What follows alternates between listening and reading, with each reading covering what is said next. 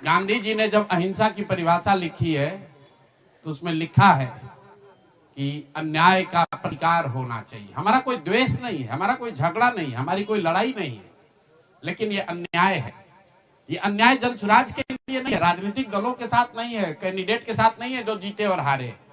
ये अन्याय उन गरीब लोगों के साथ है जिनको आपने 10,000 रुपए का लालच देकर उनका वोट खरीद लिया, उनके बच्चों के पढ़ाई का हक छीन लिया, उनके बच्चों के रोजगार के सपने को छीन लिया। ये अन्याय है और उस अन्याय के सामने हम लोग झुकने वाले नहीं है, जनसुराज झुकने वाला नहीं है। इसीलिए एक दिन का आकर यहाँ मौन उपवास किया है ताकि उसी धरती से, उसी गांधी की सोच से प्रेरणा ले सके और पूरी ताकत से, ईमानदारी और शुद्धता से इस लड़ाई को लड़ सके।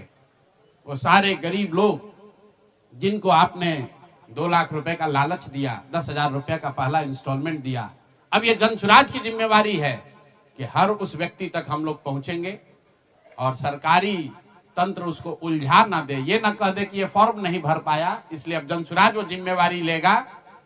हर वो महिला जिसको 10,000 रुपया दिया गया और ये कहा गया कि अगर आप ये फॉर्म भरिएगा तो आगे आपको 2 लाख रुपए की मदद मिलेगी, अब जनसुराज वो जिम्मा उठाता है।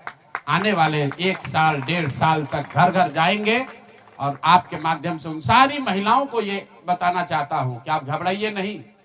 सरकार के अफसर आपको कहेंगे कि आप जो सरकारी शर्तें हैं उसको पूरा नहीं कर रही है। आपको 10,000 रुपए देते समय कोई शर्त नहीं रखा गया, लेकिन अब आगे क्योंकि आपसे वोट लेना था, आपसे वोट खरीदना था, अब 2 लाख रुपए देना है तो आपको सरकारी अफसर शर्त की बात करेंगे।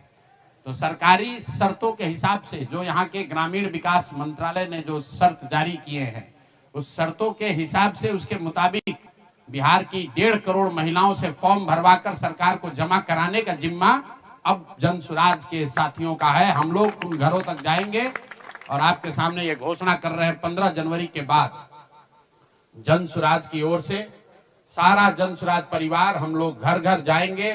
इस राज्य के 1,18,000 वार्ड में हम लोग बैठकें करेंगे और बिहार के उन लोगों को जिनको ये पैसा देकर वोट खरीदा गया है उनसे वो फॉर्म भरवाएंगे। सरकार की जो योजना की शर्तें हैं उसके हिसाब से वो कागज जमा कराएंगे ताकि उनको या तो 2 लाख रुपया मिले या फिर भविष्य के लिए उनको समझ में आ जाए कि कभी गलती से भी वोट बेचना नहीं है, किसी भी लालच में नहीं पड़ना है, क्योंकि आज हुआ है, ये तो 5 वर्ष के बाद भी हो सकता है।